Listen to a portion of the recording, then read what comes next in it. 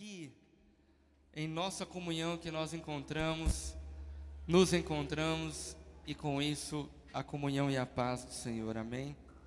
Glória a Deus. Agora podem assentar à vontade e vamos abrir a nossa palavra no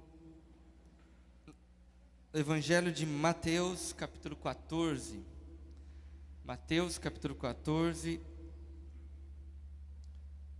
É um texto do capítulo 22 até o 32.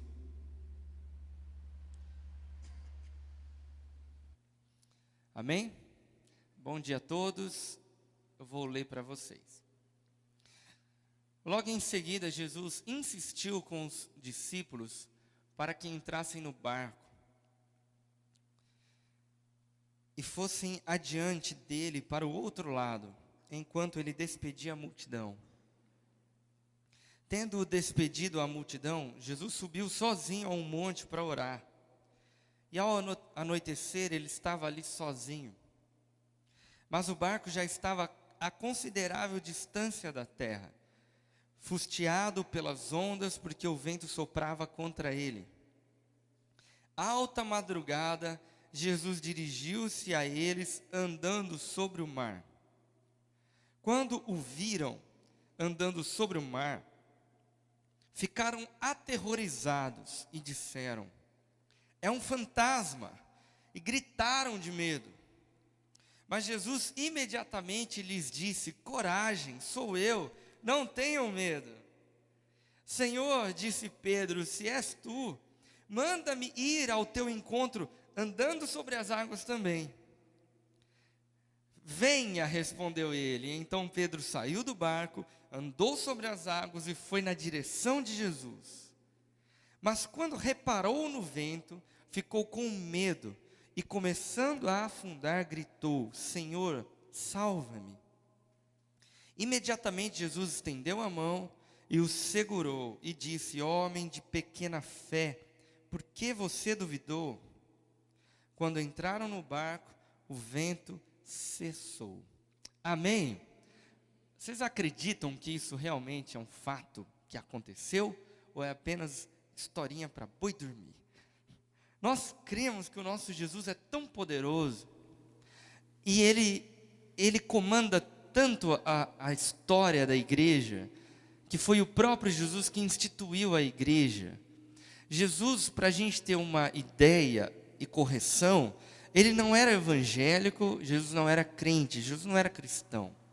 Jesus, ele não veio para instituir uma religião, ele veio para instituir uma igreja com a ideia de ser uma família, todos irmãos, filhos do mesmo Pai, recuperar e restaurar a conexão do homem com Deus. Jesus veio para essa finalidade. Nós entramos a partir de hoje, domingo, em uma série de estudos em comemoração aos 500 anos da Reforma. Talvez você está me ouvindo, você não está entendendo o que é a Reforma, mas eu vou explicar muito rápido e tentar ser muito simples. Há 500 anos atrás, exatamente dia 31 de outubro de 1517, a Igreja de Jesus, que Jesus instituiu, através de Atos 2 na palavra, Atos 2 foi a descida do Espírito Santo. Quando o Espírito Santo desceu, eram em torno de 120 pessoas que estavam na sinagoga, eles foram tomados pelo Espírito Santo, e de 120 o Espírito Santo começou a governar a igreja. A igreja era totalmente governada pelo Espírito Santo através dos apóstolos. Quando Jesus morreu, ressuscitou, foi embora, o Espírito Santo desceu em Atos 2, a igreja saiu de 120, foi para 3.000, de 3.000 para 5.000, de 5.000 até os confins da terra. Não é incalculável, é como as areias do mar, é como as estrelas do céu. Não tem como calcular qual é o tamanho da igreja de Cristo. E não para de crescer. E você é um filho, um integrante da família dessa igreja, amém? E a igreja se expandiu de uma maneira incontável. Há 1.500 anos depois desse acontecimento, 1.500 anos, a igreja que foi instituída por Cristo, governada pelo Espírito Santo, estava completamente depravada, deformada, pervertida na sua originalidade. Estava completamente corrompida é a palavra melhor. Corrompida completamente. 2 caras foram muito usados por Deus para fazer uma reforma de novo na igreja. Para trazer a igreja de novo para os trilhos do Evangelho. Tirar a igreja de Cristo de toda a sua corrupção e de toda dos seus problemas teológicos e trazer a igreja de novo para o trilho que é o Evangelho puro e simples de Jesus. Esses 2 caras são conhecidos como Martinho Lutero, que começou uma reforma na Alemanha, e o outro é João Calvino, que já foi uma reforma na França. E o principal desses, que é muito conhecido até hoje, é o tal de Martinho Lutero. E Martinho Lutero, ele foi o corajoso, vamos dizer assim, a pegar e estudar a fundo a palavra de Deus e chamar a igreja na época para uma discussão. Para vocês terem uma ideia, Martinho Lutero, ele anotou alguns pontinhos de que a igreja estava fora do prumo, fora da realidade cristã. Foram alguns só, 95 pontos. 95 pontos que a igreja estava fora do Evangelho. E ela precisava retornar. Esses 95 pontos foram chamados de 95 teses de Lutero. O que Lutero fez? Ele pegou, imprimiu, eu estou atualizando, tá? Ele imprimiu esses 95 pontos e pregou nas portas de uma capela, de uma igreja, esses papéis, convidando os líderes religiosos para bater um papo e bater uma conversa referente a esses 95 pontos. O resumo geral desses 95 teses, desses 95 pontos, se resumiram em 5 pontos, que são conhecidos hoje, ou se não são conhecidos por vocês, a nossa igreja vai entrar nessa série desses 5 pontos, que são chamados, em latim, os 5 solas de Lutero. Solas é a palavra latim para somente, os 5 somentes de Lutero. Amém? Até aí?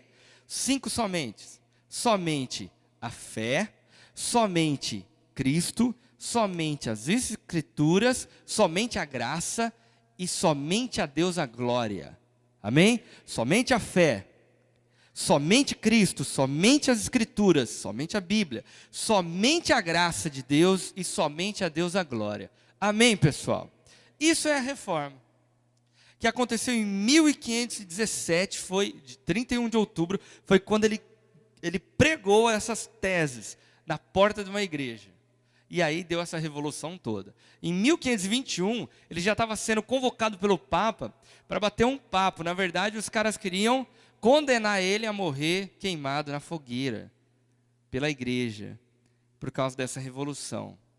E graças a Deus que Deus era com ele, ele escreveu uma música que chama Castelo Forte. As igrejas, bem no seu início, assim, cantavam essa música, naqueles hinos, né? Com um órgão. E é linda, maravilhosa essa música. Ele escreveu, eu não temerei a morte, porque Deus é o meu castelo forte. Então, hoje nós iremos falar sobre uma dessas solas, dessas bandeiras de Lutero, chamado sola fide, ou somente a fé. Quando eu me deparo com esse texto de Mateus, que nós acabamos de ler, às vezes que eu estudo a palavra de Deus e eu vou meditar nesse texto, sempre a minha fé é renovada. Sempre eu consigo entender o que Lutero estava lutando há 500 anos atrás, dizendo que é somente pela fé ou somente a fé. A fé é uma das bandeiras defendidas na Reforma, porque a Reforma ela veio para ser contra a salvação pelas obras ou pelos méritos meus.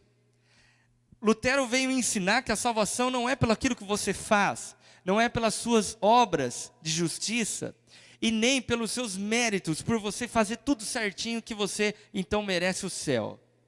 E a Reforma também ela veio para bater contra e para fazer um alerta na mente das pessoas referente a 2 coisas que você não vai entender muito, mas eu vou explicar.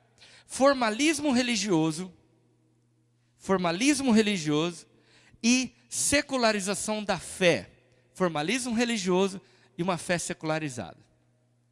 Primeiro ponto que eu quero falar com vocês é, a palavra forte de Lutero foi, é pela fé, não é pelas obras. É pela fé, não é pelas obras. Muitas doutrinas sustentadas pela igreja desse século eram contrárias à Bíblia. E entre elas a doutrina da salvação, que é a soteriologia, a doutrina da salvação.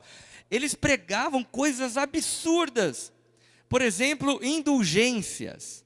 Indulgências eram pagamentos que eram cobrados ou eram feitos para conseguir algumas coisas. Por exemplo, você pecou, aí você chegava diante da igreja, na Idade Média, e você falava, o meu pecado é esse aqui. Ela batia na calculadora lá, sobe, você tem que pagar tanto aqui pelo teu pecado. Aí você ia lá, fazia o cheque. Ai dos pobres, né? Que nunca eram perdoados.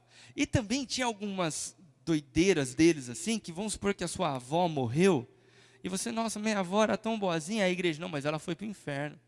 A alma dela vai para o inferno, ela está no purgatório. Fala, ela está no purgatório, e agora o que eu tenho que fazer? Assina um cheque aqui que custa tanto a alma da sua avó, e você consegue enviá-la ao céu. Era uma bagunça. Indulgências. E outra doutrina muito forte também nessa época, era que a salvação era por merecimento. Na medida que a pessoa ia acumulando méritos diante de Deus, ela ia ficando mais próxima da salvação. E como que eu consigo mérito? A igreja ensinava. Você consegue mérito através de ações de caridade, ajuda aos pobres. E você consegue mérito através da piedade religiosa, frequência na igreja, nos cultos e nos congressos, e aqui nas nossas organizações da vigília, e aqui no dízimo. Você tem que ter tudo certinho aqui religiosamente. Tem que ser um piedoso religioso. Aí você consegue o céu. Ações de caridade, para você ter uma ideia, vai abrindo para mim, Xande, em Tiago, capítulo 1, versículo 27. Não há dúvida, pessoal, que a teologia reformada defende que a gente tem que ajudar o necessitado. Defende que a gente, como cristão, tem que ir em direção aos pobres e compartilhar e ajudar. Olha Tiago, capítulo 1, versículo 27. Versículo 27. Olha a importância do cristianismo em ajuda. Tanto que Tiago disse que quer saber qual é a religião que Deus, o nosso Pai, aceita como pura e imaculada, qual que é? Cuidar dos órfãos e das viúvas em suas dificuldades e não se deixar corromper pelo mundo. Você fala, qual que é o resumo do cristão? Ele se preocupa com os que necessitam, os necessitados, e ele não se corrompe pelo mundo. É isso a religião cristã. E 1 João, capítulo 3, versículo 17. 1 João, capítulo 3, versículo 17. Vamos ler essa carta, finalzinho da Bíblia, 1 João 3, 17. Se alguém tiver recursos materiais, e vendo o seu irmão em necessidade, não se compadecer dele, como pode permanecer nessa pessoa o amor de Deus? Como? Se ele não se compadece, você está andando pela rua, ou você chega até você uma pessoa que está extremamente em necessidade, e você não faz nada, a Bíblia diz, como que o amor de Deus permanece em você? Então é óbvio que a reforma, ela não ignora a importância de socorrer as pessoas, mas a reforma, ela rejeita, quando a pessoa associa que ela vai ser salva, ela vai conquistar a salvação por causa da sua caridade, da sua ajuda aos pobres. Amém? E a outra coisa é a piedade religiosa. O que significa piedade religiosa, pessoal? Frequência nas atividades da igreja, prática de oração diária, ajuda ao sacerdote, envolvimento com o calendário da igreja. A intensidade e a frequência com que uma pessoa expressa a sua religião era vista como um meio de ter salvação. Então a reforma, ela defende que você tem que ter compromisso com a comunidade cristã, da qual você faz parte, de que você deve ir aos cultos, de que você deve cumprir alguns deveres cristãos, mas associar isso a ter salvação é ir longe demais. É ir longe demais. Contra a doutrina da salvação pelo mérito, a reforma afirma que nós somos salvos pela graça mediante a fé. Nenhum de nós tem mérito para barganhar com Deus e merecer o céu. Nenhum. Romanos 3, 23 diz que todos pecaram e destituídos e separados estão da glória de Deus. Romanos 3:23, todos pecaram. Você fala assim, mas eu não pequei hoje. Mas ontem, talvez eu falei um negócio errado, mas hoje já não pequei, amanhã eu não peco de novo, eu estou tudo certinho aqui, na outra eu não peco. Não é uma questão de você fazer ou não fazer, é uma questão de condição humana. Quando Deus olha para você e para mim, a Bíblia diz que Deus não vê como vê o homem, pois o homem vê a aparência, mas Deus vê o coração, Deus vê dentro. E quando Deus olha dentro da humanidade, Ele vê o vírus, Ele vê que você está envirosado, você está com o pecado aí dentro, não tem jeito. E a única forma de se livrar disso é quando Jesus Cristo voltar, ou quando você morrer. Você morreu em Cristo, você é liberto desse homem carnal, dessa mulher diabólica que habita em você. Olha que palavra de Deus para você. Se você olhar bem fundo, no porão da sua alma, tem um monstro lá. Amém, irmãos de Jesus? E você segura ele todos os dias, luta contra ele todos os dias, mas se você der espaço para ele, ele acaba com o teu casamento, ele acaba com os teus filhos, ele acaba com o teu trabalho, acaba com o seu futuro. É isso aí, é a herança de Adão e Eva para a gente, amém? Amém, obrigado, viu, Adão? Ninguém tem mérito diante de Deus. Lutero, ele era um pouco perturbado, porque ele era muito pressionado pela culpa de olhar no espelho e ver o mal que tinha dentro dele. Todo cristão tem essa noção. Quando você perde essa noção, você perdeu o evangelho. A cruz não faz sentido para você. Jesus e o sacrifício dele não faz mudança na sua vida. Quando você se olhar no espelho e ver que você só tem virtudes, e ver que você é uma pessoa santa e um cristão autêntico, Jesus não faz diferença mais para você e você não precisa mais de cruz. Mas nós somos dependentes da graça e da misericórdia. A Bíblia diz que ela se renova toda manhã, porque a gente precisa da misericórdia de Deus todo dia, senão a gente vai ser consumido, amém? Então presta atenção comigo. A Bíblia diz que não tem como nós merecermos o céu. Não tem como. Lutero, ele carregava duas pressões na vida dele. A primeira por reconhecer esse monstro que habitava dentro dele, e a segunda que ele queria praticar a lei inteira, ele queria ser íntegro diante de Deus, e ele não conseguia. Aí você lê a biografia de Lutero, ele se revolta com Deus. Ele fala, Deus, como é que o Senhor pede algo para a gente fazer, sabendo que a gente não vai cumprir? E eu não consigo ser tão santo assim, tanto que ele virou um monge, ele foi habitar no monastério, que quando a gente fala, eu tenho que andar em santidade, eu tenho que ser santo, o que a gente pensa? Eu não vou mais usar a internet, não vou mais assistir televisão, não vou mais para cinema, eu não vou mais andar com essa pessoa que é do diabo, eu não vou mais andar perto de mulher, eu não vou conversar com essas pessoas, eu não vou frequentar esses lugares. Aí a gente vai virar o quê? Vai virar um monge. Mas você que está me ouvindo, você pode virar um monge e ir lá para o alto da montanha, morar lá. O pecado está dentro de você, o pecado não está fora de você, o pecado está dentro.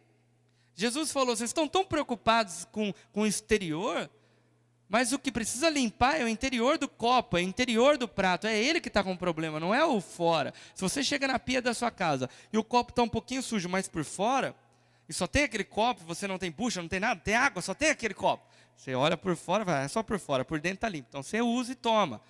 Mas se tiver uma sujeirinha, assim, um tico que você enxerga assim, que está sujo dentro do copo, você já tem que pegar e já tem que lavar.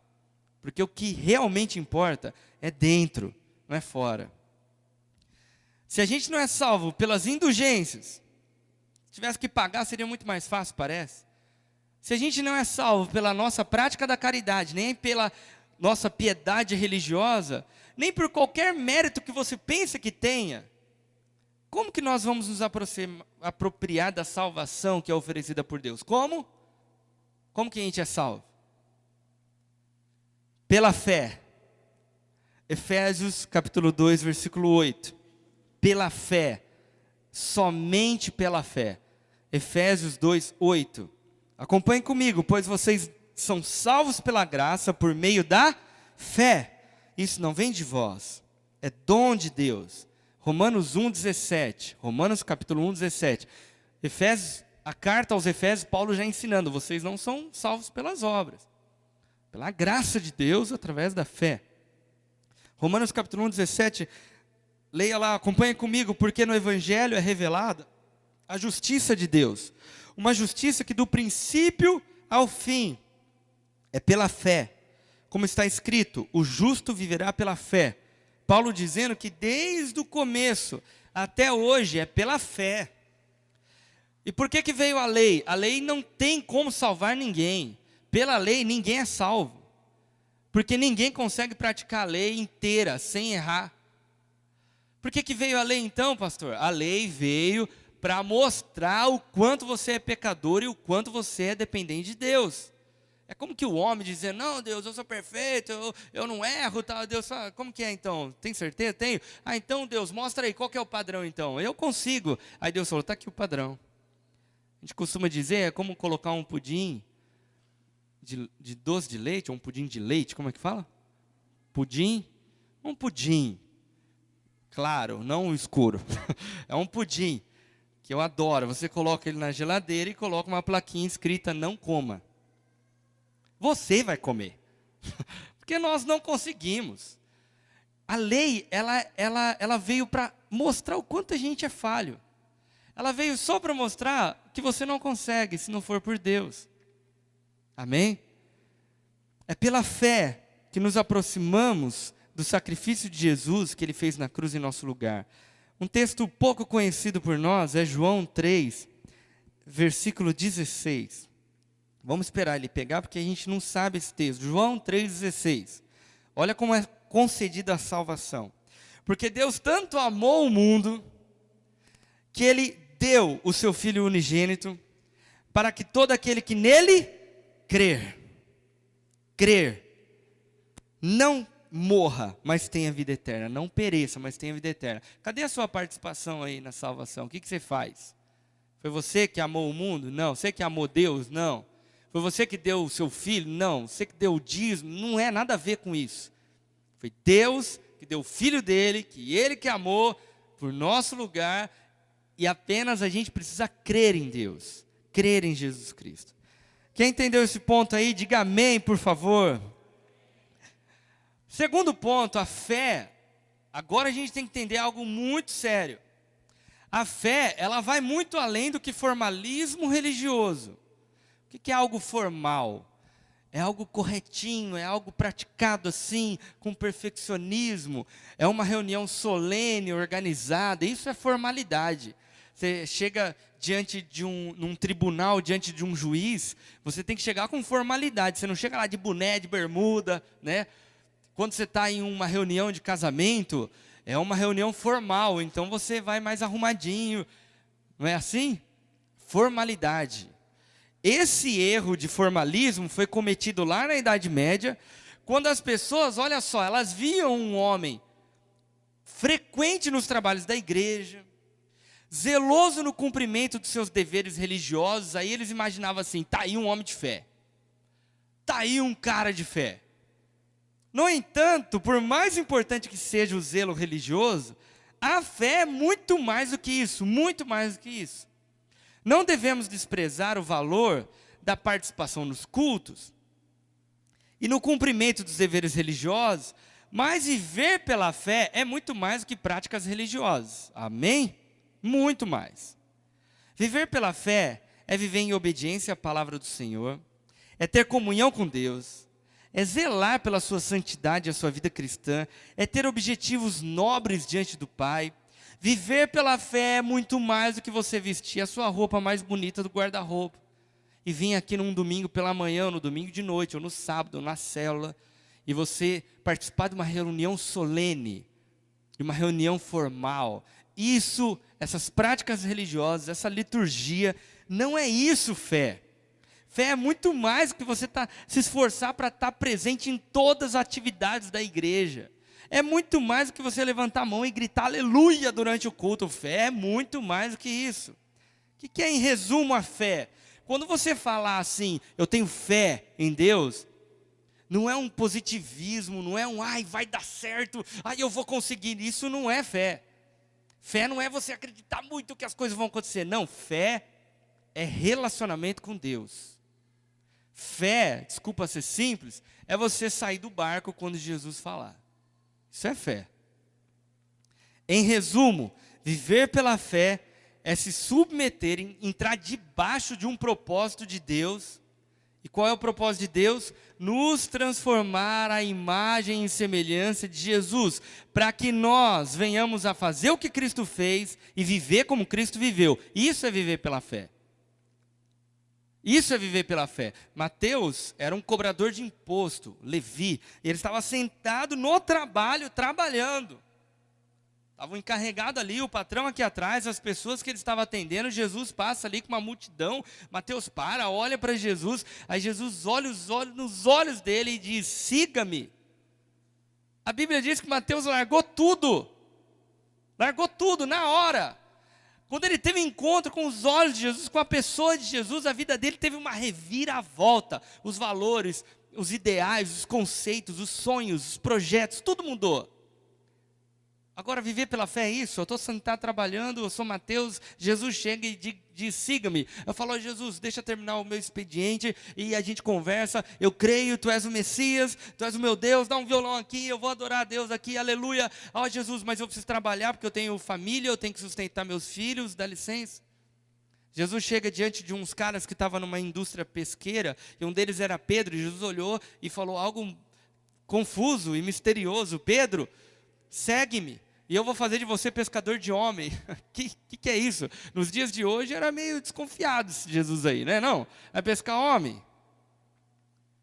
Aí Pedro olhou aquilo e ele podia dizer: não, Jesus, mas isso aqui é o que me sustenta. Eu tenho uma sogra doente, eu tenho a minha mãe, a minha esposa, eu tenho filhos. Não tem como eu largar tudo e te seguir, homem. Que negócio é esse? Me explica direito aí, gabarita para mim, explica. Jesus só falou: vem, me segue. Ele teve um encontro com a glória de Deus na terra, gente. Não era um profeta, um mestre que tinha uma ideologia, um grande filósofo que ia levar pessoas. Não, era Deus na terra. Quem tinha encontro com os olhos de Jesus mudava radicalmente de vida. E Jesus o convidou e ele largou tudo e foi. A mesma coisa, Jesus está no mar andando sobre as águas. Ele olha para Pedro e Pedro fala: deixa eu ir. E Jesus fala: então vem. Isso é fé. Não é que eu vou seguir Jesus que tudo vai dar certo. Não é nesse sentido. É no sentido que eu vou seguir a Cristo. Eu vou mudar completamente a minha perspectiva de vida, conforme a perspectiva de Deus agora. É agora do jeito de Deus, é da vontade de Deus. Eu estou participando do reino que Cristo é o rei, e a minha vida agora é dele. E tudo vai mudar. Tudo vai mudar. Aí nós entramos no último ponto, que é a fé secularizada. Além das pessoas confundirem fé, aquela pessoa é de fé. Por quê? Porque ele não falta no culto.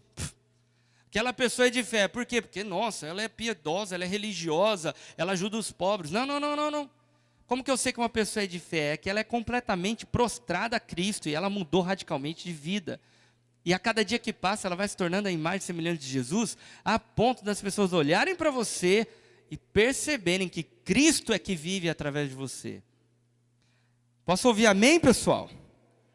Fé secularizada. Esse é o nome que a gente dá a uma fé que foi manchada.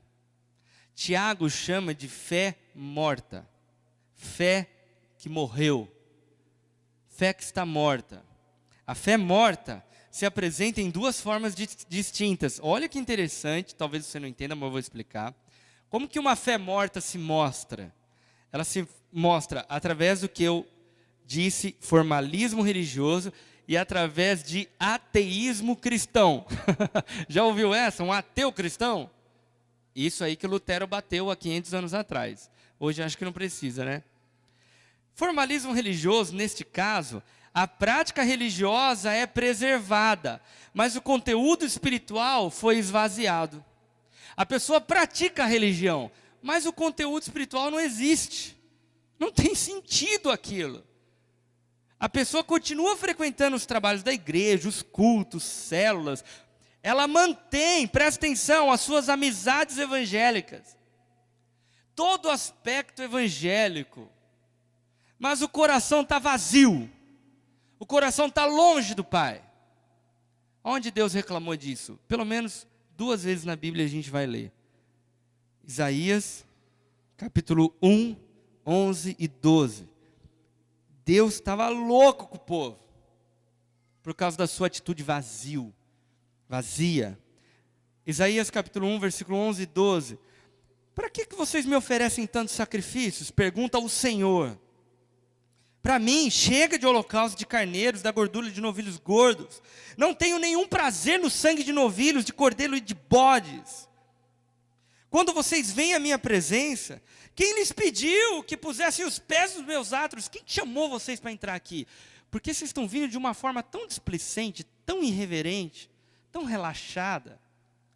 O mesmo livro de Isaías, capítulo 29, versículo 13, esse é muito famoso, eu acho que você já leu, 29, 13, ele fala que o povo se aproxima de mim com os lábios, Deus dizendo, esse povo se aproxima de mim com a boca, e me honra com os lábios, mas o seu coração está longe de mim, a adoração que me prestam é feita só de regras ensinadas por homens. Olha que tapa. Eu não aceito isso, Deus está falando. Pô, eu já falei aqui que Deus não vê como o homem vê, Ele vê o coração. Então é muita hipocrisia diante de homens, mas de Deus não tem como ser hipócrita, sabia? Não tem como ser falso com Deus. Não tem como ser falso. Porque Deus sabe tudo, Deus vê tudo. Então você chega aqui, diante dos homens, você é um religioso, um homem de Deus, você faz tudo certinho. Você vem à igreja, mas quando você senta aqui, Deus olha dentro de você. E quando Deus olha dentro de você e Ele vê o podre que você é, Ele não quer que você saia dos meus átrios, porque aqui é santo. Deus não está falando disso. Deus só está falando assim, ó, se você é podre, haja como um podre, seja humilde diante de mim. Seja humilde diante de mim. Lembra de Jesus falando? 2 caras entraram na igreja para orar, o fariseu e o publicano, o religioso e o pecador. O fariseu entrou, já foi lá na frente, obrigado Deus, e levantava suas mãos e orava alto.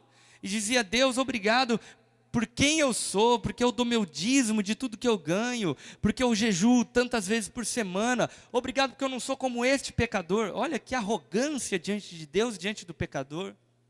E o pecador nem foi lá na frente, eu não estou falando que você não pode sentar aqui na frente, tá? Fariseu, estou brincando. Olha lá os pecadores lá atrás. Não é essa questão de onde eu sento, é a questão de onde está o meu coração diante de Deus. Ele é Deus, eu não sou nada. Então como que eu fico diante dele? Qual é a minha postura? Não tem nada a ver com o meu boneco, com a minha bermuda, não tem nada a ver com a minha roupa, tem a ver com o coração desse cara que nem olhava para o céu e dizia, Deus, tem misericórdia de mim porque eu sou pecador. Eu não sei se você, como eu, já pecou na vida.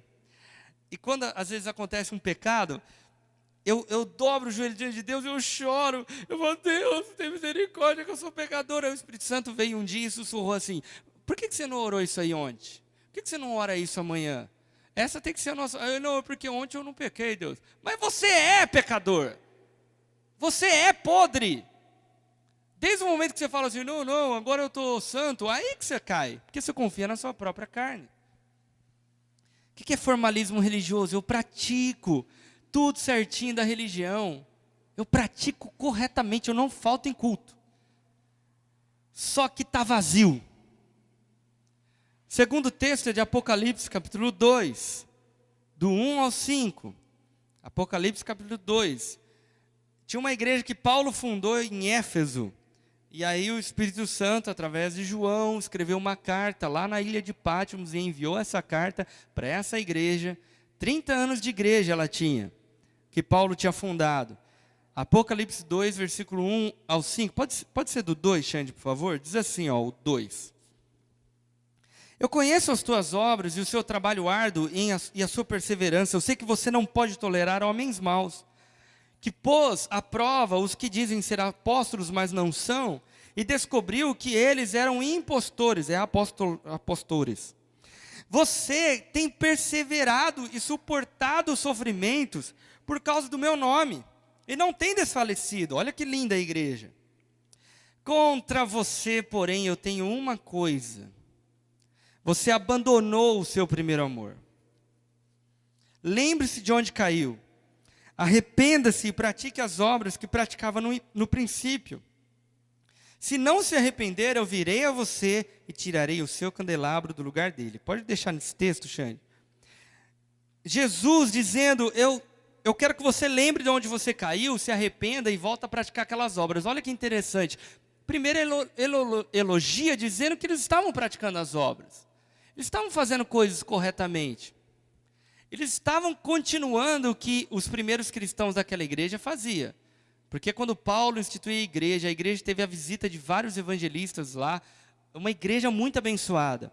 Só que se passaram 30 anos, os primeiros cristãos foram ganhando uma nova geração de crentes. E esses crentes que foram se achegando, eles continuaram a fazer corretamente o que os cristãos estavam fazendo, mas da maneira errada. Da maneira errada. Que maneira? Uma maneira automatizada, mecanizada, sem o coração. Eu estou fazendo, mas o meu coração não está aqui. A gente costuma dar o exemplo de quando você está escovando o dente ou dirigindo. Ninguém, eu acredito, a gente já é grande, escova o dente pensando em escovar o dente. A gente está escovando o dente, sim, escovando o dente, pensando em 1000 outras coisas, mas menos escovar o dente. Por quê? Porque já está algo automático para a gente. Ou os homens que vão dirigir, é automático para nós já. Sabe, a gente não está aqui, aí vai ver a marcha aqui, aí volta. Não precisa disso, porque já é automático, não é, homens? Para as mulheres também é automático. Por isso que bate, tô brincando. As mulheres também, para a gente assim, que dirige há tanto tempo, já não tem que pensar em dirigir. A gente simplesmente entra no carro e dirige. E a gente faz no mecânico, no automático. A gente dirige, a gente não fica... E agora? Agora eu tenho que pôr... Esses dias, cara, até aconteceu algo esquisito comigo. Eu não sei se já aconteceu com vocês, que uma hora dá um branco assim, sabe? Eu não sei se eu estava pensando em um monte de coisa e deu um bug na minha mente. Pum. Aí você está... Ai, meu Deus, o que eu aperto aqui? É muito estranho. Breca, assim. Ou às vezes você está muito tempo num carro manual e você vai para um carro automático. A minha mãe logo pegou um carro automático, ela estava vindo... E no carro automático você exclui a sua perna esquerda, não é? Você só usa, né? É pro saci aquele carro lá, certinho para ele. Ele só usa aqui o breque é com a perna direita e o acelerador também. Porque você está condicionado a sua perna esquerda a pisar fundo na embreagem. Aí você deixa de ser pobre, você começa a ter um carro automático. Mas a pobreza não sai de dentro de você. Aí minha mãe está descendo 9 de julho, e a hora que ela viu um comando da polícia ali, nem ia parar a FIA, nem ia parar ela. Mas ela brecou com a perna esquerda. E aí o carro fez... Aí os carros atrás... Aí o policial... Encoste. Ai, Maria, Maria, minha mãe. Eu, quando eu peguei um carro automático pela primeira vez, também não usa a esquerda, tá? Então você vai ver assim, mas uma hora dá um bug na cara. Nossa, cara, que forte, calma, perna, pisa devagar. Porque a gente foge um pouco do natural, mas você que tem o seu carro ali, você já está acostumado, seja o manual ou automático, você nem pensa para dirigir, você simplesmente dirige. Por isso que às vezes você, não vai, né? Mas se você for no dentista, aí ele vai chegar e vai falar assim, abre a boca aí. Aí ele vai ver algumas coisas lá. Por quê? Você está fazendo tão no automático que você não está fazendo direito. Você não está pensando direito para escovar. Eu vou ficar pensando para escovar? Aí você está escovando de uma maneira errada, aí você vai ver lá, tem uma cárie lá. Ou você está dirigindo assim, você já é tão bom, né? Tão natural. Aqui, ó. Não, pode deixar. Não, claro. Não é assim? E já está tão... escovando, dirigindo aqui, assim, com a perna. Não, pode deixar. Não, estamos juntos. Porque a gente nem pensa para dirigir, aí esquece de pôr cinto, esquece de andar corretamente, e pega no celular, e conversa. Olha. Por que a gente faz isso? Porque quando a gente automatiza uma coisa, quando a gente mecaniza, relaxa, meu filho. E quando relaxa, vem cárie no seu dente, ou você vai bater o teu carro. Na frente de onde eu trabalho, não, na verdade nós mudamos, de onde eu trabalhava, tinha um bar. E nós ficávamos trampando, e era aberto assim, eu ficava vendo os caras o dia inteiro bebendo lá. Aí depois o cara saía assim, cambaleando. Aí tinha a moto do guia atrás do carro dele, aí ele entrou no carro, ele não conseguia nem pôr a chave no... Eu nunca fiquei bêbado. Os bebum aí, convertidos, vocês devem entender o que eu estou dizendo. Você não consegue pôr a chave no buraco. Que mal... Por que não fizeram um buraco assim, uma chave desse tamanho? Aí eu ponho a chave no buraco. Nenhuma chave desse tamanho o cara ia conseguir pôr. Aí uma chavinha assim, judiando o velho, ele vai lá e eu falei, não, esse cara não vai sair dirigindo. Esse cara tá de brincadeira comigo. Só se ele tiver uma tecnologia ali que ele aperta o GPS e o carro vai sozinho. Aí ele abriu, entrou no carro e eu, não, esse cara não vai fazer isso. E nós assim já, né? Sabe, porque o homem, ele tem muita coragem, mas ele não sai do lugar. Ele se incomoda, mas ele não sai do lugar. Aí, ele já deu ré, bateu na moto do Gui, já cai a moto do Gui. Aí, não, esse cara não fez isso, não. Aí chega a Thalita. O que está acontecendo aí? E já vai lá. Aí eu vou atrás da Thalita. É isso aí. Que eu sou o homem da casa. Mulher é assim, né? Mulher, ela vai. Ela não pensa muito, ela está emotiva. Ai, meu Deus. Ela vai lá e faz, se joga na frente do ônibus. Aí ela foi lá. Não, senhor. Não, senhor. Aí ele, não, eu estou bem, eu moro aqui perto e tal. Não, aí o Gui levantou a moto e a gente já pegando, tentando impedir esse cara de ir. Tirou a chave da nossa mãe, entrou no carro e gritou lá e pôs, ligou o carro e foi. Meu Deus do céu. Porque na consciência dele, cara, eu sei dirigir, até bêbado eu sei. Qual o problema? Então, quando a pessoa caiu no formalismo religioso, ela está escovando o dente errado. Não, mas eu escovo o dente todo dia. Mas errado. Eu vou na igreja todo final de semana, mas vai da maneira errada. E o que você faz lá? Eu faço a liturgia certinho, mas faz tudo errado. E a pessoa que tem o formalismo religioso é como ela dirige, ela manja dirigir, mas tudo errado.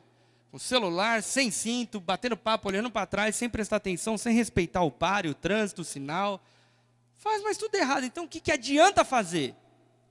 Vai fazendo até ter um problema na vida. Aí a pessoa fala, não, pastor, porque eu faço tudo certinho, eu não falto no culto, e minha vida está assim. É lógico. Você está escovando o dente da maneira errada. Você está fazendo o culto da maneira errada.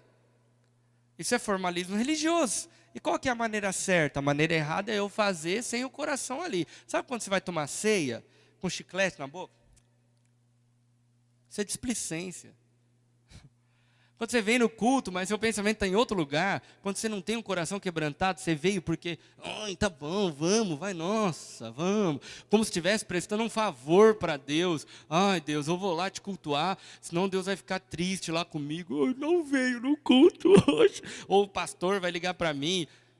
Eu tenho pena de pessoas que na época que a gente vivia, naquele sistema de visão celular e tal, que a gente ficava cobrando, não vai vir no culto, Deus vai te dar um câncer no cérebro. Passou essa época aí. Mas eu achei que várias pessoas, que elas eram cristãos e tinham intimidade com Deus, independente da visão celular. Mas aí tira a visão celular... O que sobrou de você? O que sobrou de você? Cadê o seu amor, a sua paixão por Cristo, de relacionar com Ele diariamente, ser cheio? Cadê? Para onde foi? Aí a gente reclama. Tem uma jovem que me procurou e falou assim, não, pastor, mas eu acho que o povo precisa de rédea. Tem que ficar em cima mesmo. Eu falei, não. O povo não é animal? Não precisa de rédea. O povo precisa aprender a usar a cabeça, usar o cérebro. Por que eu vou? O que eu tenho que fazer? A quem eu estou servindo? A quem eu estou adorando? Por que eu tenho que me relacionar com Deus todo dia? Por quê? Eu sou dependente da graça de Deus, senão eu morro. Morre meu casamento, morre meus filhos, morre meu relacionamento com o meu trabalho, com o dinheiro, com a vida, tudo estraga. Mas sabia que você ficar escovando o dente errado, não é depois de uma semana que isso vai aparecer. É depois de anos. Depois de anos. Continua com a sua displicência religiosa e com Deus, continua. Vai passar um ano, tá tudo bem. Aí, pastor, não aconteceu nada. Passa 2 anos. Estou prosperando. Passa 3 anos. Estou conseguindo comprar as coisas. 4 anos, a vida vai ficando um nojo. Porque a vida sem Deus não é vida. Eu vou falar uma coisa para vocês. Sabia que Deus nem considera a vida que você vive vida? Isso aqui não é vida. A vida é após a morte. Isso aqui é um caos. É um caos. Se você não dobrar o seu joelho diariamente aos pés da cruz de Cristo, se arrepender do seu orgulho, da sua arrogância, da sua religião, e você começar a ter um relacionamento profundo, estreito com Deus, a vida não faz sentido. Eu estou falando só para pessoas que se encaixam no formalismo religioso, que faz tudo, mas vazio. Não adianta nada. E por último, o ateísmo cristão. Olha que coisa mais contraditória. Um ateu cristão existe? Existe. Essa praga existe. Essa praga às vezes está dentro de mim. Se no formalismo a prática religiosa é vista, nossa, como ele é religioso, ele vai na igreja. No ateísmo cristão, nem isso a gente consegue ver na pessoa. Por quê? Porque não tem mais frequência no culto, regular. Apenas a pessoa vai quando ela quer. Sem compromisso com Jesus e com o Evangelho. O comportamento social dessa pessoa não tem diferença nenhuma para o comportamento social de uma pessoa que não nasceu de novo. Nenhuma. Nenhuma. Você pega uma pessoa que não nasceu de novo e pega essa pessoa que é um ateu cristão. Eu sou cristão, mas estão entendendo? Não tem diferença nenhuma para um para o outro. Nenhum dos dois nasceu de novo. A Bíblia se transformou em objeto que é cuidadosamente guardado. Gente, eu não quero julgar ninguém, mas onde está a sua Bíblia? Pensa agora, onde está a sua Bíblia? Lembra quando você se converteu a Jesus e aquela sua Bíblia cheia de rabisco, tudo zoada, já de tanto que você leu, rasgou, pegou? Cadê a sua Bíblia? Antes, nós vamos falar sobre sola a Escritura, que é só a Bíblia. Um outro domingo. Por quê? Porque o povo era conhecido como o povo da Bíblia. Talvez hoje nós somos o povo do aplicativo. Nós somos um povo que não carrega a Bíblia, o povo que não tem intimidade com a Bíblia. A Bíblia é um objeto que está lá guardado no fundo da gaveta. Aí o que Lutero, através da reforma, apresenta para você e para mim, que vive uma situação de vida religiosa vazia, e uma situação de ateísmo cristão. Ele vem e apresenta, amigos, somente a fé. Somente a fé. O que é essa fé que Lutero apresentou? Não é uma fé manchada, não é uma prática religiosa vazia, não é a salvação pelas obras, nada disso pertence à real fé, à verdadeira fé. A reforma, com ênfase na fé, convida você e eu para olhar além das circunstâncias religiosas em que você vive e manter Cristo como base da sua vida, pela fé. Ter uma comunhão tão estreita com Deus. Sabe quando você vai se estreitando até ser um com Deus. Até ser um com Deus. Eu termino falando de João Batista. João Batista estava tão firme no seu propósito, tão íntimo de Deus, que as pessoas chegavam para ele e falavam assim, tu és o Cristo? E João Batista falava, não, não sou o Cristo. Tu és o Messias? Não, eu não sou. Tu és o Messias? Não sou. É você? Não sou. Ele brigava com as pessoas, de tão parecido que ele era com o enviado de Deus. Ai, como eu quero que você tenha essa briga com as pessoas. Como eu quero ter essa briga com as pessoas. As pessoas olhar para você e falar, não é possível, você é um anjo de Deus, que caiu do céu. Você falou, eu não sou Lúcifer, não. Eu vou passar um filme para os jovens semana que vem, eu assisti ele ontem, um filme muito lindo, cristão, de uma menina, que ela se entregou tanto a Cristo, tanto a Deus, que as pessoas só sabiam falar isso. Gente, não pode ser, ela era um mensageiro de Deus, um anjo de Deus que estava em nosso meio. E era uma menina igual a todas, uma menina simples. É uma história baseada em 1999, quando 2 adolescentes entraram numa escola nos Estados Unidos e metralharam um monte de gente. Quem já ouviu falar dessa história? E esse filme foi baseado no diário dessa moça.